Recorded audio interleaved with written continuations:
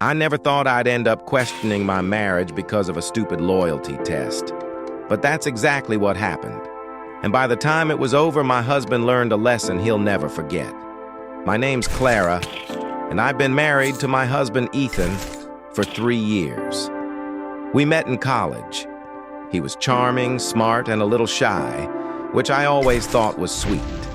For the first year of our marriage, things were perfect. We laughed a lot, traveled, and actually enjoyed being around each other. But slowly, something changed. Ethan became more controlling. He started asking where I was going, who I was texting, why I got home a few minutes late from work. It started off subtle, almost caring, but it grew into something suffocating.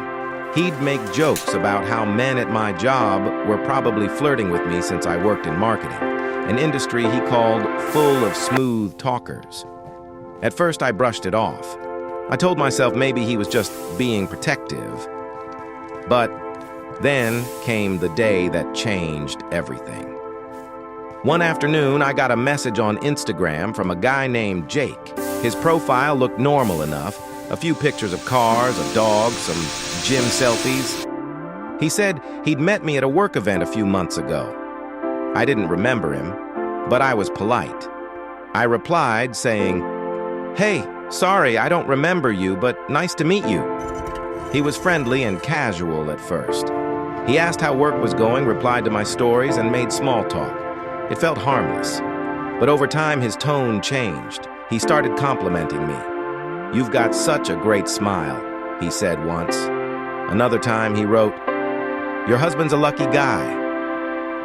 That's when I drew the line. I told him, "Hey, I'm married, and I'm not comfortable with this. Please stop." He apologized immediately and stopped messaging me. I remember feeling proud of myself for handling it maturely. I thought that was the end of it. That weekend, Ethan came home with this smug look on his face. He sat down on the couch, crossed his arms, and said, "So, you've been talking to Jake?" My stomach dropped. I asked, "How do you know about Jake?" And then he smirked. "Because I told him to message you."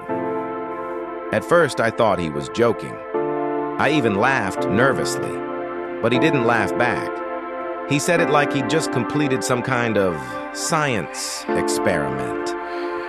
He told me he'd asked his coworker, yes, his actual coworker, to test me, to see if I'd stay loyal. He said it so casually, like it was no big deal. "You passed the test," he told me, smiling. "I knew you wouldn't cheat." I just stood there, frozen. I didn't even know what to say. I felt angry, humiliated, and honestly, violated. My own husband had decided to set me up just to see if I'd fail. That night, I couldn't sleep. I kept replaying the whole thing in my head. It wasn't just the test. It was what it said about how little he trusted me. The next morning, I told him I needed space to think. He brushed it off, saying I was overreacting. He said, "I just wanted to be sure you're really loyal." What's wrong with that? That was the moment I realized I had to teach him a lesson. For the next 2 weeks, I acted calm. I didn't argue, didn't mention the test again. But I pulled back a little. I stopped texting him as often. When he asked if I wanted to watch a movie, I said I was tired. I knew he could sense the distance, but I didn't care. Then one Friday night, I told him I was going out to dinner with an old co-worker, someone named Daniel. Ethan immediately tensed up. "Who's Daniel?" he asked. "Oh, just someone from my old job," I said casually. We lost touch and decided to catch up. He tried to play it cool, but I could see it in his eyes. He didn't like it. I got dressed, grabbed my purse, and left the house. But I didn't go to dinner.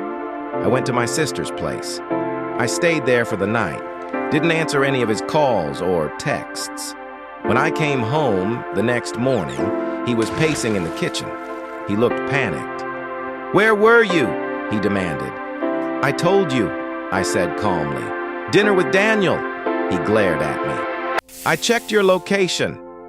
You were at your sister's house. I smiled. Wow. So you really are tracking me now? He froze. He didn't even try to deny it. That's when I told him everything. I told him how it felt to be constantly watched, constantly doubted. How every time he checked my messages or tested me, I felt like less of a wife and more of a suspect. He started apologizing, saying he didn't mean to make me uncomfortable, that he just loved me too much and didn't want to lose me. I told him, if you have to test someone to know if you can trust them, you already don't trust them. Then I packed a bag and went back to my sister's house. For 2 weeks, I ignored his calls.